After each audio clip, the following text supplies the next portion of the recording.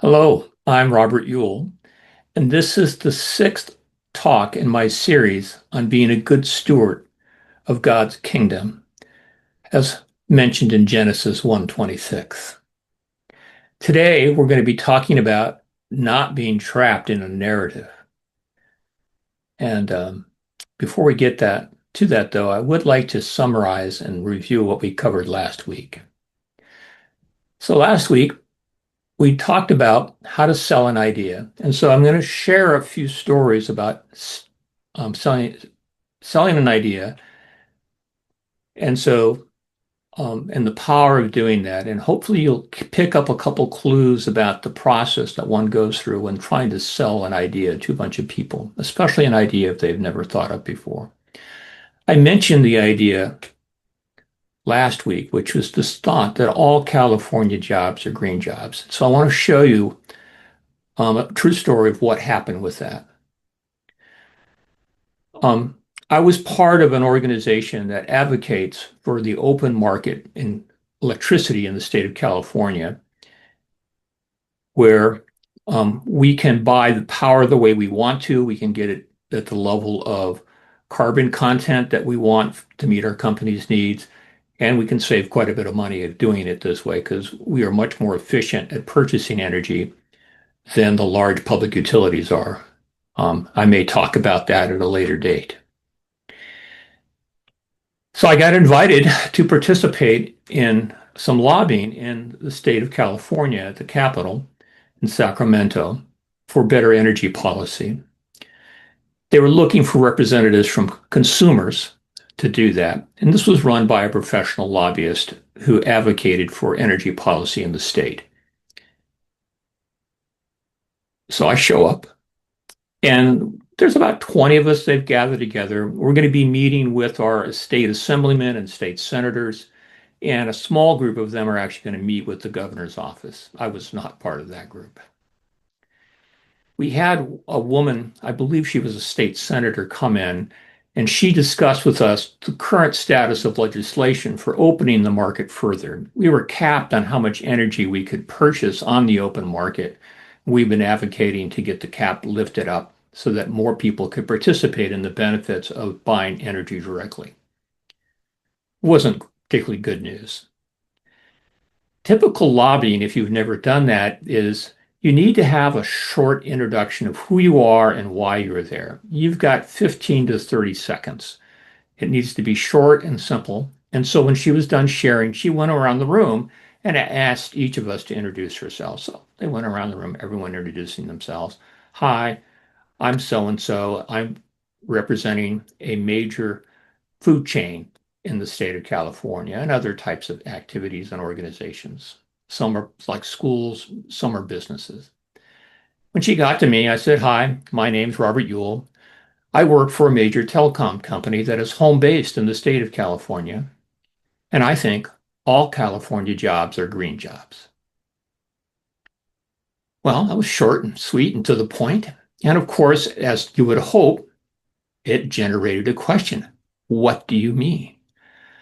And so I told her how when I report the carbon footprint of my company, I noticed that we're making identical products in China as we make in the United States, and the ones in China had at least 3 times the carbon intensity to make them as the ones we made in the United States. And so just by being in the state of California, buying California energy, we were a lot greener than making the same product over in China. She thought that was interesting.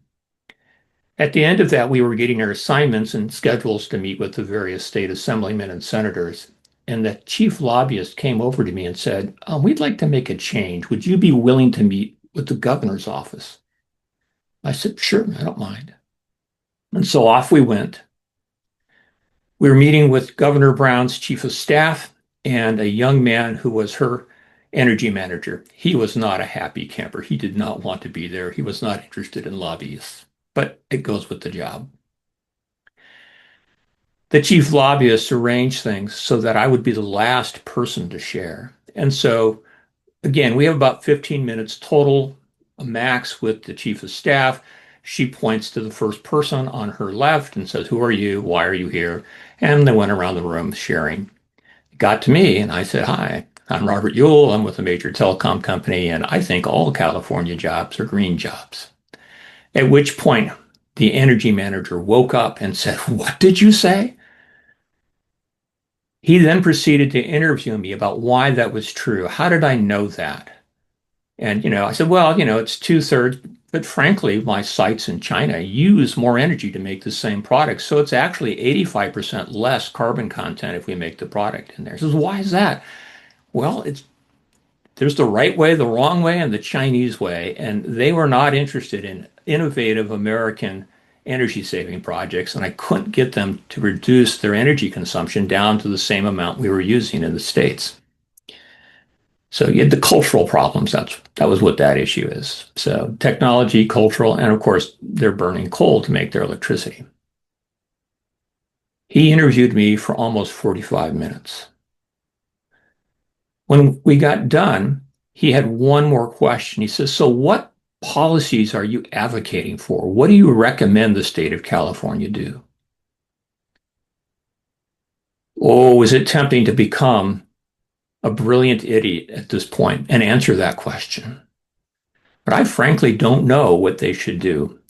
In response to this, I just knew that it was true that if we could move manufacturing to the state of California, we'd be reducing the world's carbon footprint.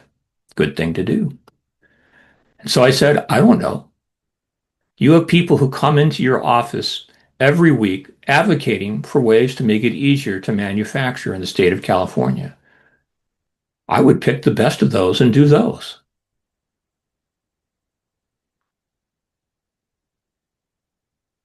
By not being an advocate for a solution, but merely clearly stating a problem, it opens the door for all sorts of creativity by others. Something to remember. Be careful about stating your problem as a solution. The problem with education is we don't pay teachers enough. Well, that's maybe a problem for hiring good teachers, but that's not the problem with education. That's a solution. 3 months later, Governor Brown signed out legislation that removed the state part of the sales tax for manufacturing and research. When he signed the legislation, he talked about how California was a sustainable state and we should be doing manufacturing and research in this state. This bill saved my company millions of dollars every year in sales tax. And it encouraged us to leave manufacturing in the state of California because of that. And actually, we made a major investment because we could do that and not have to pay the hideous equivalent of a sales tax in China. We added the capacity that we were going to add, ended up adding it in California instead of China. So that one worked. So the topic I wanted to introduce today is don't be trapped in a narrative. So first, what does that word mean? A narrative is your overreaching framework that gives meaning to a story. Other people would say we're trying to take data and turn it into information. And so we use narratives to do that. They're powerful, they're helpful, just don't get trapped in them. And when I was working with environmentalists and going to conferences, not all, but some of them would talk about trying to control the narrative and how important that was.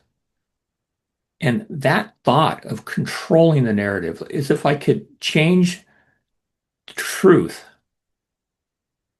i.e., that's what they were trying to do, change what we would think as being true. That's a dangerous ground to be in because you can become trapped in your narrative and no longer be able to see or deal with facts that don't fit your narrative. So that's as a cautionary thing. We're all subject to it. And the best advice I've ever seen from it, I actually traced it down to where it came from. It came from a man by the name of George Santayana. He was writing a book on ecosystems. And in there, he has this wonderful phrase, skepticism is the chastity of the intellect. Doubt is the chastity of the mind. And this is not being skeptical of others. This is being skeptical of what you believe, what I believe is true. Why do I believe this is true? Is it really true? This data doesn't fit very well with what I think is true. Maybe I need to adjust my narrative, my understanding, my framework. We'll talk about that some more next week. I hope you've enjoyed this talk, and I look forward to speaking with you again. Bye.